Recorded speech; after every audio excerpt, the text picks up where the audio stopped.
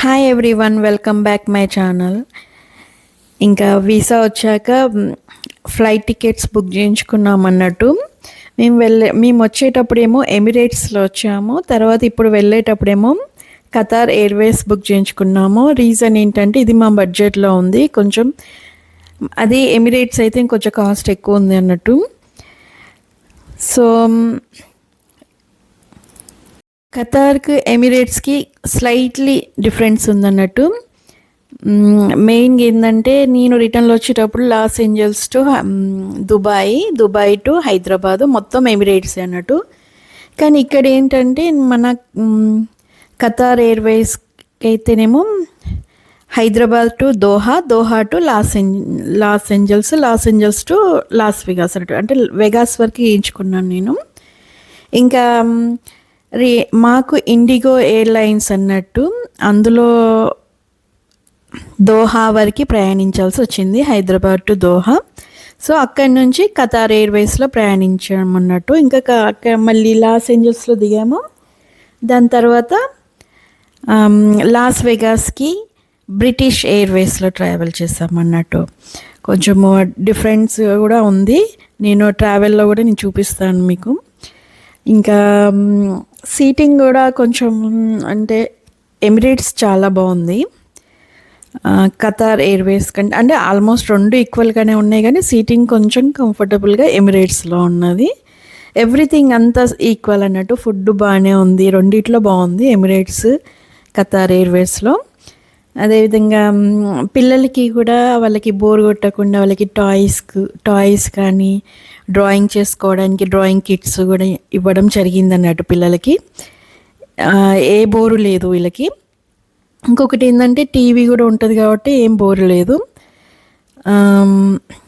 ఈ రెండు డిఫరెన్సెస్ నేను మధ్య మధ్యలో చెప్తూ ఉంటాను. మెయిన్గా నాకైతే ఎమిరేట్స్ ఓకే అనిపించింది. అంటే మాకు ఎమిరేట్స్లో ఆల్మోస్ట్ చాలానే ఎక్కువ అయింది అన్నట్టు, చాలా ఎక్కువ లాస్ ఏంజల్స్ నుంచి. ఇంక ఇదేమో మేము డైరెక్ట్ వెగాస్ వరకు వచ్చినాము. మేము వచ్చిన దానికంటే చాలా తక్కువలో వచ్చాము అన్నట్టు. ఇంకా మా ప్రయాణం స్టార్ట్ అయిందండి. అన్ని లగేజ్ అంతా సర్దేసుకొని ఇంకా మా మిడ్ నైట్ అన్నట్టు స్టార్ట్ అయిపోయాము మేము. ఇంకా హైదరాబాద్ ఎయిర్పోర్ట్కి రీచ్ అయ్యాము. ఇదంతా హైదరాబాద్ ఎయిర్పోర్టు చాలా పెద్దగా ఉంది. అసలు ఇక్కడికి వచ్చాక చూస్తే వీళ్ళందరినీ చూస్తుంటే అసలు డే లాగానే అనిపించింది. నైట్ ప్రయాణిస్తున్నామన్న ఆలోచనే లేదు. ఒక పక్క మనకుండే టెన్షన్ ఉండనే ఉంటుంది, ఇమిగ్రేషన్ దగ్గర ఎలా ఉంటుందో ఏమో అని. ఆ టెన్షన్లోనే మన ప్రయాణం అంతా కొనసాగిపోయింది అన్నట్టు. ఇంకా ప్రాబ్లం ఎక్కడ వచ్చిందంటే మన హైదరాబాద్లోనే లగేజ్ విషయంలో ఏమైందంటే, నేను లాస్ట్ మూమెంట్లో కొన్ని స్వీట్స్ తెప్పించాను. అవి నేను చూసుకోకుండా ఒక ఆల్రెడీ ఫుల్ అయినటువంటి ఒక సూట్ కేసులో పెట్టేశాను, 23 kgs దాంట్లో. సో అది పెట్టడం వల్ల ఒక 1.5 kg ఎక్కువ అయింది అంతే. సో దానికి వాళ్ళు అప్పటికప్పుడు అక్కడ తీయించేశారన్నట్టు. కంపల్సరీ తీయమన్నారు. ఒక సూట్ కేసు అయితే 14 kgs ఉంది. ఈవెన్ అయినా కూడా వాళ్ళు కావాలంటే అందులో పెట్టుకోన్నారు, కానీ ఇంకా కంపల్సరీ తీయాలి అన్నారు. ఇంకా ఆ టైంలో అప్పటికప్పుడు అక్కడ కింద సూట్ కేసు పెట్టుకొని వేరే సూట్ కేసులోకి షిఫ్ట్ చేయడం జరిగిందన్నట్టు. ఇంకా ఇక్కడే మమ్మల్ని అడ్రస్ అడిగారన్నట్టు. మేము అంటే ఒకవేళ మా లగేజ్ మిస్ అయిందనుకోండి,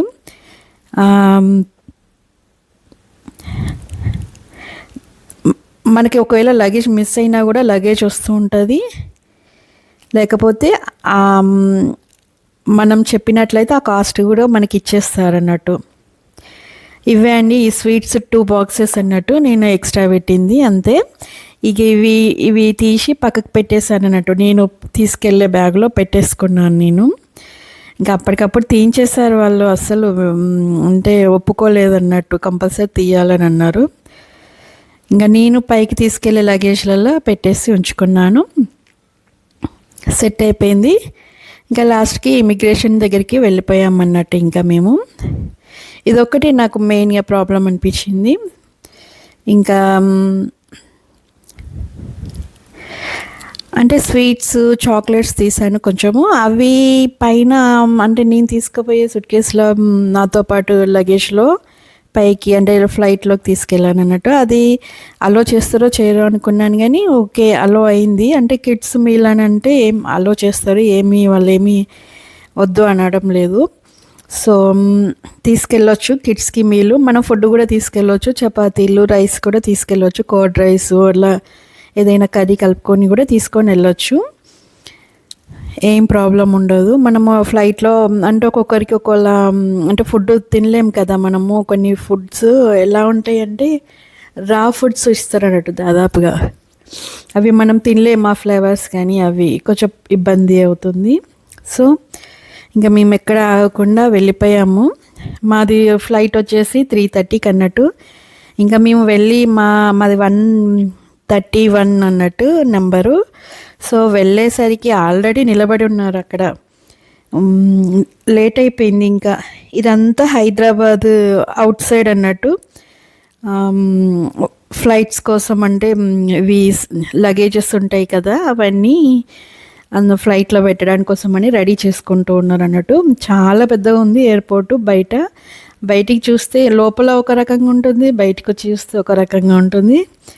ఇక్కడికొచ్చి చూస్తేనేమో ఇదంతా మొత్తం ఔట్‌స్కట్ మొత్తం అంతా ఎలా ఉంటదంటే ఇంకా లగేజీలు, వర్కర్స్ మొత్తం అంతా దాంతోటే నిండిపోయి ఉంటదన్నట్టు కంప్లీట్‌గా. అక్కడి నుంచి బస్సులో మమ్మల్ని ఇండిగో వరకు తీసుకెళ్లారన్నట్టు. మేము వెళ్ళేది ఇండిగో ఎయిర్‌లైన్స్ అన్నట్టు.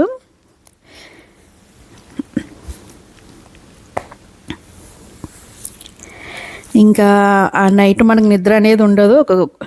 ఒక ఫ్లైట్ ఎక్కిన తర్వాతనే మనకు నిద్ర అనేది కొంచెం వెళ్తే అంటే ఒక 3½ అవర్స్ జర్నీ కాబట్టి పెద్దగా ఏం నిద్ర కూడా పట్టదన్నట్టు మనకి. ఇంకా ఇదే అండి మేము వెళ్ళాల్సిన ఫ్లైటు. దిగేసాము. మేము ఫస్ట్ ఫ్రంట్ ఏమో అనుకుని ఫ్రంట్‌లో నిలబడి ఉన్నాము. మాకొచ్చిన సీట్ ఏందంటే బ్యాక్ సైడ్ అన్నట్టు. వెరీ వెరీ బ్యాక్ సైడ్ ఇంకా లాస్ట్‌కి వెళ్ళాల్సొచ్చింది.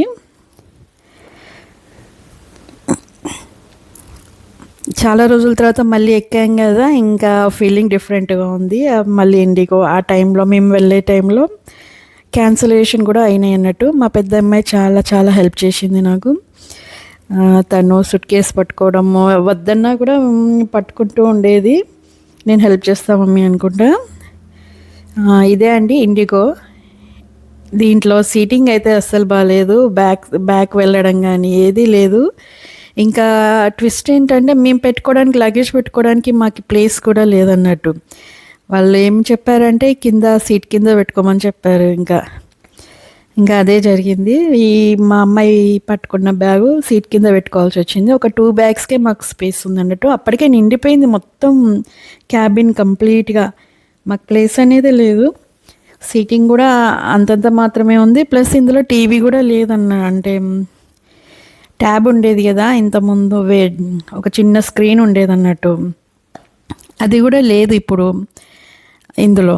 మేము ఎమిరేట్స్‌లో వచ్చేటప్పుడు దుబాయ్ నుంచి ఇండియాకి వచ్చేటప్పుడు స్క్రీన్ ఉందన్నట్టు. ఇందులో అయితే ఏం లేదు అందుకే కావచ్చు అంత తక్కువ అన్నట్టు. అంటే మేము వచ్చింది చాలా తక్కువలో వచ్చామండి. ఇదే అండి హైదరాబాద్ నుంచి మూవ్ అవుతున్నాము. అంటే ఇక వెళ్ళిపోతున్నాము. అదొక సాడ్ అన్నట్టు. అంటే ఇంకా 2 మంత్స్ ఉన్నాము ఆల్మోస్ట్. 2 మంత్స్‌లలో మేము గడిపిన రోజులన్నీ గుర్తుకొస్తూ ఉంటాయి అన్నట్టు. ఎంతైనా మన ప్లేసే కదండి. కానీ జాబ్ పర్పస్‌లో తప్పదు మాకి ఈ ప్రయాణాలు. ఇంకా ల్యాండ్ అయిపోయాము. ఇదే అండి దోహా. మేము కూడా ఫస్ట్ టైం రావడం అన్నట్టు ఎలా ఉంటుందేమో అనుకున్నాం. ఇక్కడికి వచ్చి చూసాక ఇక్కడ ఎయిర్‌పోర్ట్‌లో పనిచేసేదంతా మరి వాళ్ళు ఎటు సైడ్ వాళ్ళో తెలియదు కానీ బ్లాక్ వాళ్ళు అన్నట్టు. బ్లాక్ ఉన్నా కూడా చాలా బ్యూటీగా కూడా ఉన్నారు వాళ్ళు. చాలా రెస్పెక్టెడ్ కూడా ఉన్నారు. చాలా బాగా మాట్లాడుతున్నారు. ఇదంతా దోహా ఎయిర్‌పోర్ట్ అన్నట్టు. చాలా పెద్దగా ఉంది ఎయిర్‌పోర్టు. దోహా కూడా. ఇక్కడ ఈ బస్సు ఇదేనండి దోహాలో వాళ్ళు ఎయిర్‌పోర్ట్‌లో వాడేటువంటి బస్సులు అన్నట్టు. చాలా పెద్దగా ఉంది. ఇది కూడా పెద్దగానే ఉంది. ఫస్ట్ క్లాస్ అని ఉంది. ఖతార్ మన ఇండిగో ఫ్లైట్స్ అండి.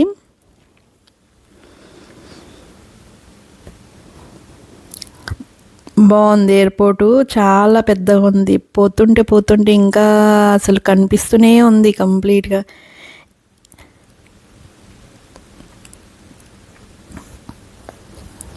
మేము దిగిందేమో 5:30 అవుతుంది, ఎర్లీ మార్నింగ్ అన్నట్టు అది కంప్లీట్గా. ఇంకా మేము దిగేసరికి 6 అయినట్టుంది. మేము అంటే మాకు అక్కడ మళ్ళీ బ్యాగ్ లగేజ్ చెకింగ్ ఉంది. అంటే మెయిన్ బ్యాగ్స్ అన్నీ వీళ్ళే మళ్ళీ లాస్ ఏంజల్స్ ఫ్లైట్కి వేస్తారన్నట్టు, ఇండిగో వాళ్ళే. ఇక్కడ నుంచి మనకు సంబంధం లేదు. 6 బ్యాగ్స్ అన్నట్టు. మొత్తం నేను లగేజ్ 23 కేజెస్ అలా తీసుకెళ్ళాను. ఈచ్ వన్ 23 2 బ్యాగ్స్ అన్నట్టు. అలా 6 బ్యాగ్స్ తీసుకెళ్ళాను. అవి డైరెక్ట్ వాళ్ళు లాస్ ఏంజల్స్కి వెళ్ళే ఫ్లైట్లోనే వేసేస్తారు, మనకు సంబంధం లేదు. ఇక్కడ మనం కావాలనుకుంటే మన టికెట్స్ అవి ఇండిగో నుంచి ఖతార్ ఎయిర్వేస్ కూడా చేంజ్ చేసుకోవచ్చు. ఒకవేళ టైం ఉంటే చేంజ్ చేసుకోవచ్చు, లేకపోతే లేదు, ప్రాబ్లం ఏమి ఉండదు. అన్నీ హైదరాబాద్లోనే ఇచ్చేసారన్నట్టు మాకు. ఇంకా మాకు టైం లేదు, ఇంకా మాకు చేంజ్ చేసుకునే అంత టైం లేదు. ఇది ఖతార్ దోహా ఎయిర్పోర్ట్ అండి. చూడండి ఇక్కడ బ్లాక్ వాళ్ళు పనిచేస్తున్నారు, మొత్తం అంతా వాళ్ళే అన్నట్టు ఉన్నది ఇక్కడ. కానీ చాలా రెస్పెక్టెడ్గా మాట్లాడుతున్నారు వాళ్ళు. ఇక్కడ చూసినట్లయితే మొత్తము ఆల్మోస్ట్ మన దుబాయ్ ఎయిర్పోర్ట్ లానే ఉంది కంప్లీట్గా అంత. కానీ చాలా పెద్దగా ఉంది. సేమ్ గోల్డ్, పర్ఫ్యూమ్స్ అన్నీ సేమ్ అలాగనే అన్నట్టు, అన్నీ అవే పెట్టేశారు కంప్లీట్గా. ఇక్కడ గోల్డ్ ఎవరు తీసుకుంటారో తీసుకోరో నాకైతే తెలియదు, కానీ నాకు తెలిసినంత వరకు అయితే ఇమ్మిగ్రేషన్ ప్రాబ్లం అయితే ఉంటుంది. సో అందుకని ఎక్కువగా ఎవరు ప్రిఫర్ చేయరు అనుకుంటే. ఈవెన్ నేను కూడా దుబాయ్లో ఉన్నప్పుడు దిగినప్పుడు తీసుకుందాం అని ఆలోచనలోనే ఉన్నా, కానీ అక్కడ మన ఒక ఇండియన్ చెప్పిన ప్రకారం అయితే అతను తీసుకెళ్తే మళ్ళీ ఎక్స్ట్రా 60,000 కట్టేవారికి ట్యాక్స్ కట్టించుకున్నారంట, అప్పుడే ఇచ్చారంట. అంత లేకపోతే పాస్పోర్ట్ తీసుకోవడం జరిగిందంట. సో చెప్పడంతో వెంటనే ఇంకా నేను కూడా మానేశాను తీసుకునేది. సో ఇక్కడ చూసినట్లయితే ఎయిర్పోర్టు అసలు దిగాక అండర్ గ్రౌండ్కి వెళ్ళి మళ్ళీ అండర్ గ్రౌండ్ నుంచి మేము ట్రైన్ ఎక్కాలండి. ఆ ఎయిర్పోర్ట్లోనే ఇట్లా ట్రైన్ కోసం లైన్లో నిలబడి ట్రైన్ ఎక్కామన్నట్టు. మేము వెళ్ళాల్సింది ఈ అన్నట్టు. అంటే ఒకటి టెడ్డీ బియర్ ఉంటుంది, ఆ టెడ్డీ బియర్కి ABCDE అని ఆపోజిట్ బ్యాక్ సైడ్కి అలా ఉంటాయి అన్నట్టు.